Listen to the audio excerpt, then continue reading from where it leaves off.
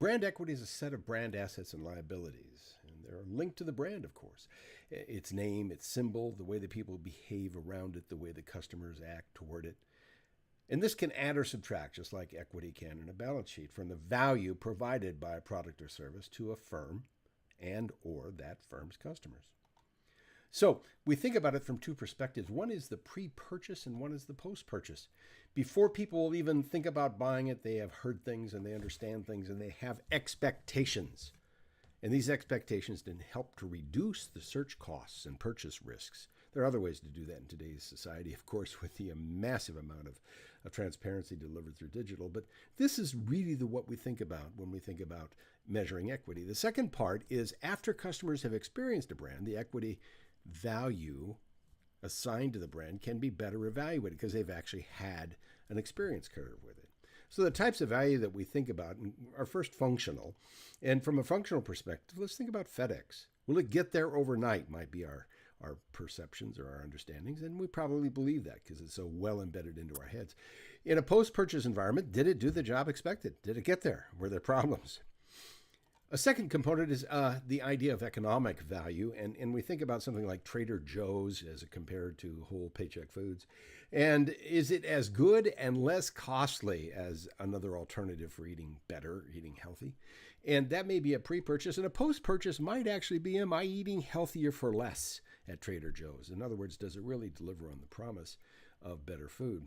Finally, the psychological aspect. I pick out an old brand here. It's been around for a long time, but man, it has staying power. There's a lot of value in these things called Air Jordans, and they're issued on an annual basis or have been. And they have a trade value because people are going to actually think better about themselves for owning the product in some way, shape, or form is really the pre-purchase concept. Now, in the post-purchase environment, did people think of me as cool because I had these things? That's the kind of way that we think about equity, and we try to measure it in those respects too. So the components of brand equity are pretty simple: brand awareness, perceived quality, brand associations, and brand loyalty. We've talked about three of those in our previous work in this course. But let's dig a little bit deeper here. With awareness, how familiar am I with the brand, or is the consumer with the brand? Knowing a brand provides a base for confidence. It just provides a base for touching, right, for understanding. Secondly, quality, perceiving quality introduces the possibility of a point of difference. If everything's parity, it's a commodity, and there is no brand, there is no point of difference. But with quality, you can actually differentiate. Associations, subjective and emotional associations, provide associations that take shape in a personality of the brand. And then finally, loyalty. Repeat purchase is a critical measure in loyalty. When a consumer is loyal to the brand, the marketer enjoys lower marketing costs. These are benefits that arrive because we have a relationship. Greater trade leverage, in other words, when we go sell our product to the retailer, and a leg up in new product introduction. People know that this is part of a larger scheme. They tend to, if they trust the larger scheme, they tend to buy into the promise of the new product. Well, here we are talking about strategic brand management, name of this class. A fact, two facts. Brand equity builds up slowly over time, and brand equity can quickly lose value if not managed properly. So, as we will emphasize over and over again, the goal of brand management is actually to build equity. We see these two products here, symbols of a branded, highly branded, well-recognized name, and the symbol of a generic product from Big K Kroger. So let's look at this from two perspectives. One, firm brand equity, and the other, customer brand equity. Firm brand equity is assessed through revenue, the price difference between the branded product and an identical generic product, and the cost, the cost of supporting the brand.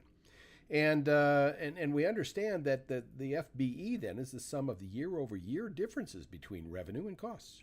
Pretty simple. On the right side, we see the customer. What is the customer brand equity? What value does the customer provide for this? And it's assessed through knowing that what a customer would pay for a branded product should be more than what a customer would pay for a generic product, and we seek to understand that. It's a very difficult challenge, and we can get it done, but it's very difficult. One of the simplest ways in the real world is if a branded item is adjacent to the generic product. We ask the question, will the target customer elect to pay a premium for the branded item? Very seldom would someone see it just on its face pay more for generic.